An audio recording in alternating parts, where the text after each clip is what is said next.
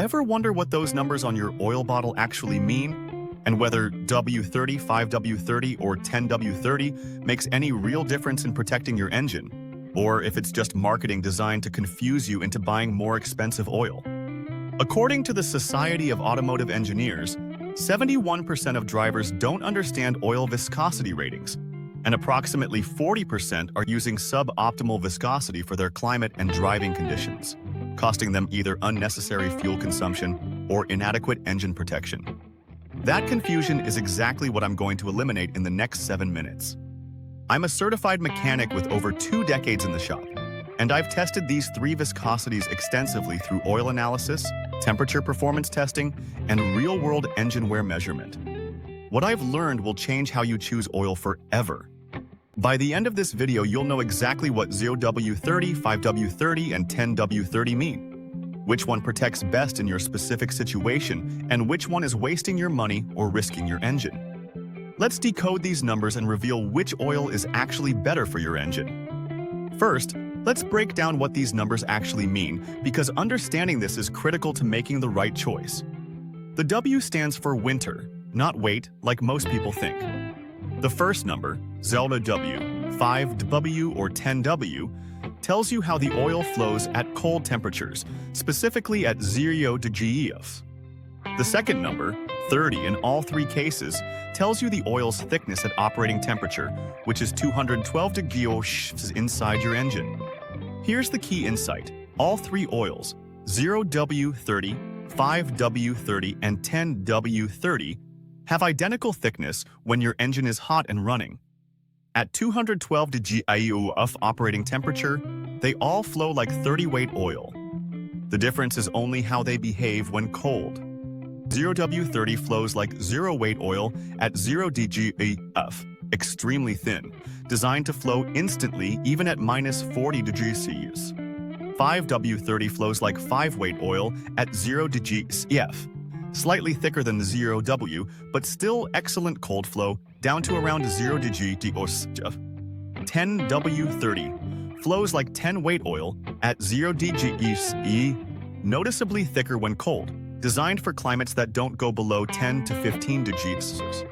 So the question isn't which oil is better universally, it's which oil is better for your climate, your engine design, and your driving style. Let me show you the data that determines the right choice. Let's start with cold weather performance, because this is where the difference between these viscosities matters most. According to research by Mobile One, 75% of engine wear occurs during cold starts when oil hasn't circulated yet. The faster oil reaches critical components like cam lobes, valve stems, and rod bearings, the less wear occurs. I tested cold start oil pressure on a 2019 Toyota Camry 2.5L at 20 degrees ambient temperature, using all 3 viscosities.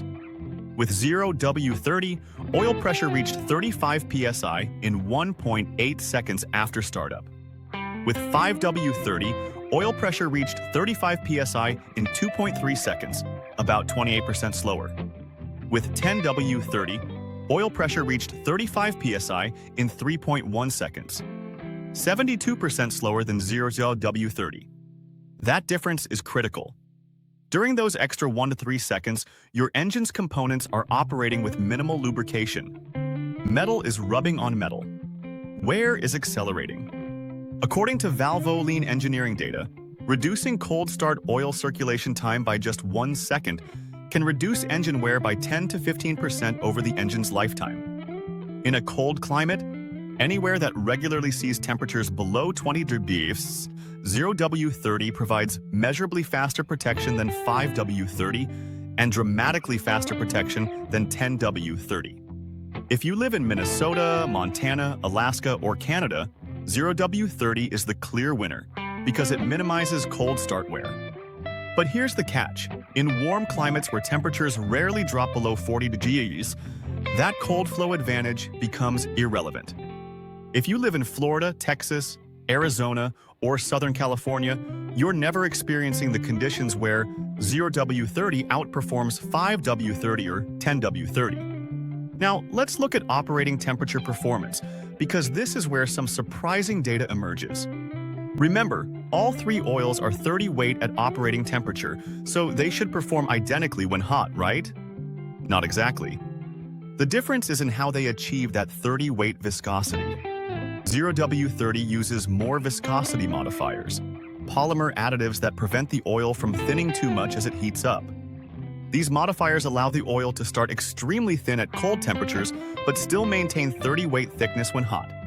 5W-30 uses moderate viscosity modifiers because it doesn't need to span as wide a temperature range. 10W-30 uses minimal viscosity modifiers because it's already fairly thick when cold and doesn't need much help staying thick when hot. Here's why this matters. Viscosity modifiers can break down under mechanical stress, a process called shearing. High-revving engines, turbocharged engines, and engines with tight bearing clearances create shearing forces that permanently thin the oil by breaking down these polymer chains. I documented this with oil analysis on 3 identical 2018 Mazda 3 2.5L engines running 7,500-mile intervals. Starting viscosity at 100 degrees Celsius, 0W-30 measured 10.8 centistokes. 5W-30 measured 11.1 cc. 10W-30 measured 11.3 cc. All three were within 30 weight specification. After 7,500 miles, viscosity measurements showed 0W-30 had thinned to 9.8 cst, a 9% viscosity loss from shearing. 5W-30 had thinned to 10.6 cst, a 4.5% viscosity loss. 10W-30 had thinned to 11.1 cst, only 1.8% viscosity loss. The oil with the most viscosity modifiers, 0W-30, showed the most viscosity loss over the oil change interval. It's still within specification and still protective, but it's losing thickness faster than the thicker cold flow oils. For high-stress applications like turbocharged engines, performance driving, or towing, 5W-30 offers better viscosity stability than 0W-30 because it relies less on viscosity modifiers that can shear. And 10W-30 offers the best viscosity stability of all three, but only if you're in a climate warm enough that its poor cold flow characteristics don't create problems. Now let's talk about fuel economy, because this is often the deciding factor for manufacturers when they specify oil viscosity. Thinner oil creates less friction, which means less energy wasted and better MPG. This is why modern vehicles increasingly specify 0W-20, 0W-30, or 5W-30 fuel economy optimization for CAFE standards. I tested fuel economy on 3 identical 2020 Honda Accord 1.5T vehicles over 1,000 miles of mixed driving. With 0W-30, 34.2 mpg combined. With 5W-30, 33.7 mpg, a 1.5% decrease. With 10W-30, 33.1 mpg, a 3.2% decrease compared to 0W-30CE. The thicker the oil when cold, the more fuel your engine burns warming it up and pumping it through tight clearances. At 15,000 miles annually and $3.50 per gallon, the difference between 0W-30 and 10W-30 is approximately $55 per year in extra fuel costs. If fuel economy is your priority and you're in a mild climate, 0W-30 wins. But that $55 annual savings needs to be weighed against the potential cost of accelerated wear from viscosity shearing and demanding applications. Let's look at actual engine wear data, because protection is ultimately what matters most.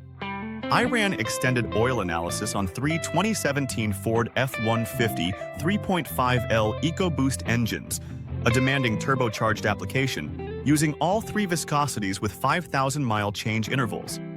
After 50,000 miles of testing, wear metal analysis showed, with 0W-30, iron averaged 7 parts per million across 10 oil samples. Copper averaged 5 ppm. Aluminum averaged 3 ppm. With 5W-30, iron averaged 5 ppm, 29% less than 0W-30. Copper averaged 4 ppm, 20% less. Aluminum averaged 2 ppm, 33% less.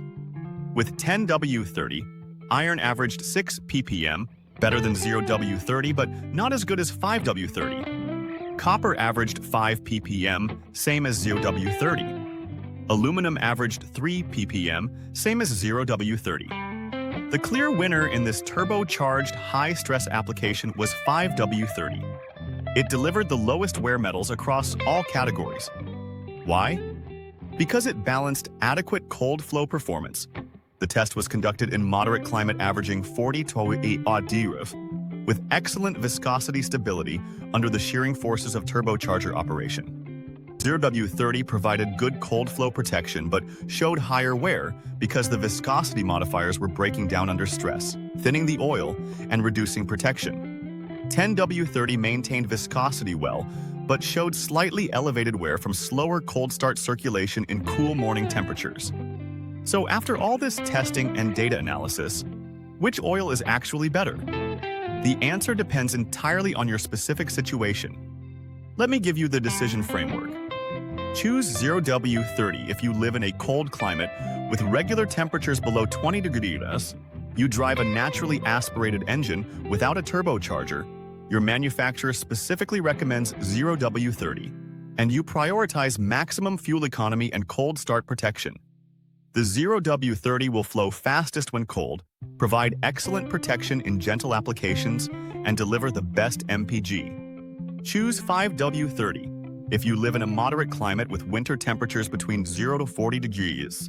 You have a turbocharged engine or drive aggressively, you want the best balance of cold flow and viscosity stability, or your manufacturer lists 5W-30 as the primary recommendation.